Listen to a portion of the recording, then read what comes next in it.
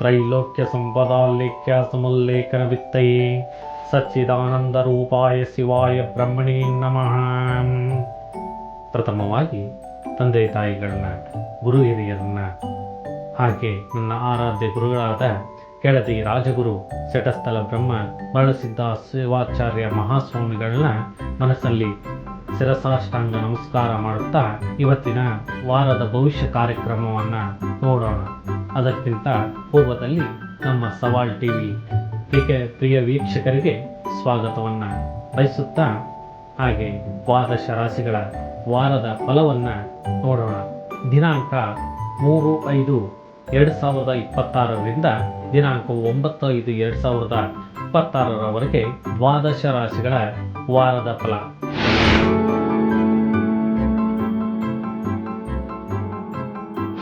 ಪ್ರಥಮವಾಗಿ ಮೇಷರಾಶಿ. ಮೇಷರಾಶಿಯವರು ಈ ವಾರದಲ್ಲಿ ಕೆಲಸಗಳಲ್ಲಿ ಪ್ರಗತಿ ಕಾಣಬಹುದು, ಆದರೆ ಸಹನೆ ಅಗತ್ಯವಾಗಿರುತ್ತದೆ. ಆರ್ಥಿಕವಾಗಿ ಸಣ್ಣ ಲಾಭಗಳು ಸಾಧ್ಯ.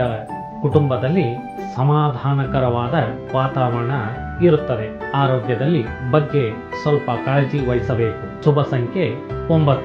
ದೇವತಾ ಆರಾಧನೆ ಶ್ರೀ ಹನುಮಾನ ಚಾಲೀಸನ್ನ ಪಠನೆ ಮಾಡಿ. ವೃಷಭ ರಾಶಿಯವರು ಈ ವಾರ ಹಣಕಾಸು ಸ್ಥಿತಿ ಉತ್ತಮವಾಗಿರುತ್ತದೆ. ಉದ್ಯೋಗದಲ್ಲಿ ಹೊಸ ಅವಕಾಶಗಳು ಬರುತ್ತವೆ. ಸ್ನೇಹಿತರ ಸಹಕಾರದಿಂದ ಕಾರ್ಯಗಳು ಯಶಸ್ವಿಯಾಗುತ್ತವೆ. ಮನಸ್ಸಿನಲ್ಲಿ ಆತ್ಮವಿಶ್ವಾಸ ಹೆಚ್ಚಾಗುತ್ತದೆ. ಶುಭ ಸಂಖ್ಯೆ 6. ದೇವತಾ ಆರಾಧನೆ ಶ್ರೀ ಲಕ್ಷ್ಮೀದೇವಿಯ ಆರಾಧನೆಯನ್ನ ಮಾಡಿ. ಮಿಥುನ ರಾಶಿಯವರು ಈ ವಾರದಲ್ಲಿ ಚಿಂತನೆ ಹೆಚ್ಚು ಆಗಬಹುದು. ನಿರ್ಧಾರಗಳಲ್ಲಿ ಎಚ್ಚರಿಕೆ ಅಗತ್ಯವಾಗಿರುತ್ತದೆ.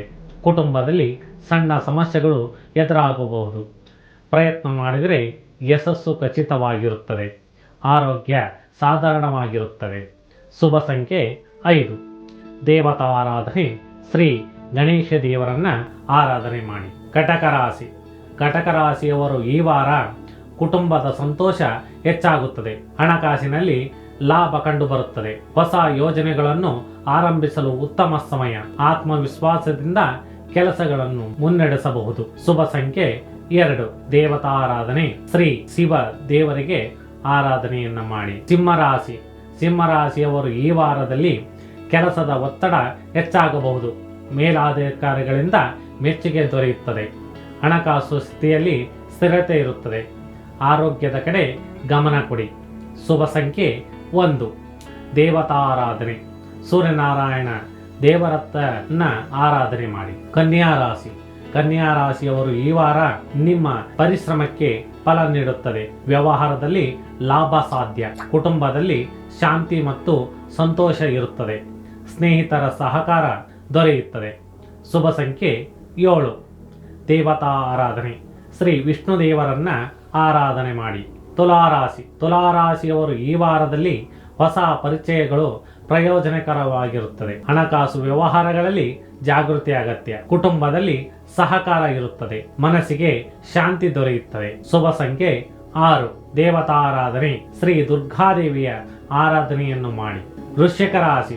ವೃಶ್ಚಿಕ ರಾಶಿಯವರು ಈ ವಾರದಲ್ಲಿ ಧೈರ್ಯದಿಂದ ಕೆಲಸ ಮಾಡಿದರೆ ಯಶಸ್ಸು ನಿಮ್ಮದಾಗುತ್ತದೆ. ಹಣಕಾಸು ಸ್ಥಿತಿ ಸುಧಾರಿಸುತ್ತದೆ. ಕುಟುಂಬದಲ್ಲಿ ಒಗ್ಗಟ್ಟು ಹೆಚ್ಚಾಗುತ್ತದೆ.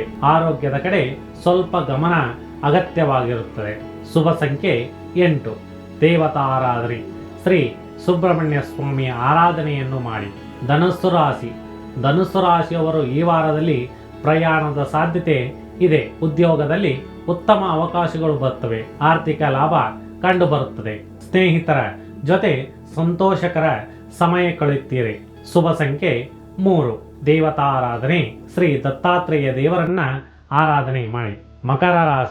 ಮಕರ ರಾಶಿಯವರು ಈ ವಾರದಲ್ಲಿ ಕೆಲಸಗಳಲ್ಲಿ ಅಡಚಣೆಗಳು ಎದುರಾಗಬಹುದು, ಆದರೆ ನೀವು ಜಯಶೀಲರಾಗುತ್ತೀರಾ. ಹಣಕಾಸಿನಲ್ಲಿ ಸ್ಥಿರತೆ ಇರುತ್ತದೆ. ಕುಟುಂಬದಲ್ಲಿ ಬೆಂಬಲ ದೊರೆಯುತ್ತದೆ. ಆರೋಗ್ಯದ ಬಗ್ಗೆ ಜಾಗೃತಿ ವಹಿಸಿ. ಶುಭ ಸಂಖ್ಯೆ 8. ದೇವತಾ ಆರಾಧನೆ ಶ್ರೀ ಶನಿದೇವರ ಆರಾಧನೆಯನ್ನು ಮಾಡಿ. ಕುಂಭರಾಶಿಯವರು ಈ ವಾರದಲ್ಲಿ ಹೊಸ ಯೋಜನೆಗಳು ಯಶಸ್ವಿಯಾಗುತ್ತವೆ. ಸ್ನೇಹಿತರ ಸಹಕಾರ ದೊರೆಯುತ್ತದೆ. ಹಣಕಾಸಿನಲ್ಲಿ ಲಾಭ ಸಾಧ್ಯ. ಮನಸ್ಸಿನಲ್ಲಿ ಸಂತೋಷ ಹೆಚ್ಚಾಗುತ್ತದೆ. ಶುಭ ಸಂಖ್ಯೆ 4. ದೇವತಾರಾಧನೆ. ಶ್ರೀ ಗಣೇಶ ದೇವರನ್ನ ಆರಾಧನೆ ಮಾಡಿ. ಮೀನರಾಶಿ. ಮೀನರಾಶಿಯಲ್ಲಿ ಈ ವಾರ ಧಾರ್ಮಿಕ ಕಾರ್ಯಗಳಲ್ಲಿ ಆಸಕ್ತಿ ಹೆಚ್ಚಾಗುತ್ತದೆ. ಹಣಕಾಸು ಸ್ಥಿತಿ ಉತ್ತಮವಾಗಿರುತ್ತದೆ. ಕುಟುಂಬದಲ್ಲಿ ಸಂತೋಷಕರ ವಾತಾವರಣ ಇರುತ್ತದೆ. ಆರೋಗ್ಯದ ಬಗ್ಗೆ ಉತ್ತಮವಾಗಿರುತ್ತದೆ. ಶುಭ ಸಂಖ್ಯೆ 2. ದೇವತಾರಾಧನೆ. ಶ್ರೀ ವಿಷ್ಣು ಭಗವಾನ್ ಸ್ವಾಮಿಯನ್ನ ಆರಾಧನೆ ಮಾಡಿ. ಇಷ್ಟು ದ್ವಾದಶ ರಾಶಿಗಳ ವಾರದ ಫಲವನ್ನ ನೋಡಿದ್ರಿ.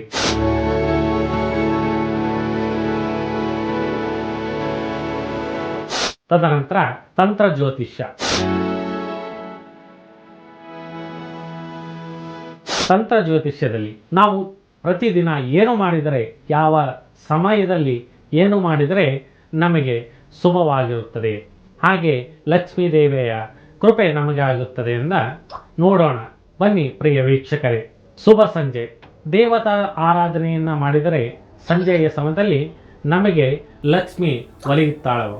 ಯಾವ ಸಮಯದಲ್ಲಿ ಮಾಡಿದರೆ ಮನೆಯಲ್ಲಿ ಶಾಂತಿ ಸಮೃದ್ಧಿಗಾಗಿ ಯಾವ ಆರಾಧನೆಯನ್ನು ಮಾಡಬೇಕು, ಆ ಆರಾಧನೆ ಕ್ರಮ ಹೇಗಿರುತ್ತದೆ ನೋಡೋಣ ಬನ್ನಿ ಪ್ರಿಯ ವೀಕ್ಷಕರೇ. ಪ್ರಥಮವಾಗಿ ಪ್ರತಿದಿನ ಸಂಜೆಯ ಸಮಯದಲ್ಲಿ ದೀಪಾರಾಧನೆಯನ್ನು ಮಾಡಿದರೆ ಸೂರ್ಯಾಸ್ತದ ಸಮಯದಲ್ಲಿ ಮನೆಯ ಮುಖ್ಯ ದ್ವಾರದಲ್ಲಿ ಮತ್ತು ದೇವರ ಕೋಣೆಯಲ್ಲಿ ಶುದ್ಧ ತುಪ್ಪ ಅಥವಾ ಎಣ್ಣೆಯ ದೀಪವನ್ನು ಹಚ್ಚಿ ಇದು ಮನೆಯಲ್ಲಿರುವ ನಕಾರಾತ್ಮಕ ಶಕ್ತಿಗಳನ್ನು ದೂರ ಮಾಡುತ್ತದೆ. ಹಾಗೆ ಆ ದೀಪ ಹಚ್ಚುವಾಗ ಶುಭಂ ಕರೋತಿ ಕಲ್ಯಾಣಂ ಎಂದು ಈ ಶ್ಲೋಕವನ್ನು ಹೇಳಿ ದೀಪ ಹಚ್ಚಿದ ನಂತರ ಈ ಶ್ಲೋಕವನ್ನು ಪಠಿಸಿ ದೀಪದ ಜ್ಯೋತಿಗೆ ನಮಸ್ಕರಿಸಿ. ಹೀಗೆ ಮಾಡೋದ್ರಿಂದ ಲಕ್ಷ್ಮಿ ಕೃಪೆ ನಿಮಗಾಗುತ್ತದೆ. ಹಾಗೆ ಪ್ರತಿ ಸಂಜೆ ಲಕ್ಷ್ಮಿ ಆರಾಧನೆ ಮಾಡೋದರಿಂದ ಸಂಜೆಯ ವೇಳೆ ಲಕ್ಷ್ಮೀದೇವಿಯ ಮನೆಗೆ ಪ್ರವೇಶಿಸುತ್ತಾಳೆ ಎಂಬ ನಂಬಿಕೆ ಇರುವುದರಿಂದ ಕನಿಷ್ಠ ಓಂ ಮಹಾಲಕ್ಷ್ಮೀ ನಮಃ ಎಂಬ ಮಂತ್ರವನ್ನು 11 ಬಾರಿ ಪಠಿಸಿ. ತದನಂತರ ಮಾಡ್ತಕ್ಕಂಥದ್ದು ಸಂಧ್ಯಾ ಪ್ರಾರ್ಥನೆ, ಅಂದರೆ ಸಾಯಂಕಾಲವಾಗಿ ಮಾಡ್ತಕ್ಕಂಥ ಪ್ರಾರ್ಥನೆಗೆ ಸಂಧ್ಯಾ ಪ್ರಾರ್ಥನೆ ಅಂತ ನಾವು ಹೇಳ್ತೀವಿ. ಆವಾಗ ವಿಷ್ಣು ಸಹಸ್ರನಾಮ ಅಥವಾ ಲಲಿತ ಸಹಸ್ರನಾಮ ಶ್ರವಣ ಮಾಡುವುದರಿಂದ ಅಥವಾ ಪಠನೆ ಮಾಡುವುದರಿಂದ ಅತ್ಯಂತ ಶ್ರೇಷ್ಠ.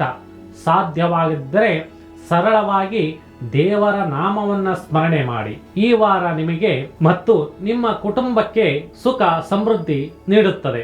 ಆದ್ದರಿಂದ ಈ ಲಕ್ಷ್ಮಿ ಆರಾಧನೆ ಮಾಡುವುದರಿಂದ ಒಳ್ಳೆಯ ಲಕ್ಷ್ಮೀ ದೇವಿಗೆ ಕೃಪೆಗೆ ನೀವು ಪಾತ್ರರಾಗುತ್ತೀರಾ ಎಂದು ಹೇಳುತ್ತಾ ಸವಾಲ್ ಟಿವಿ ವೀಕ್ಷಕರಿಗೆ ಧನ್ಯವಾದಗಳು.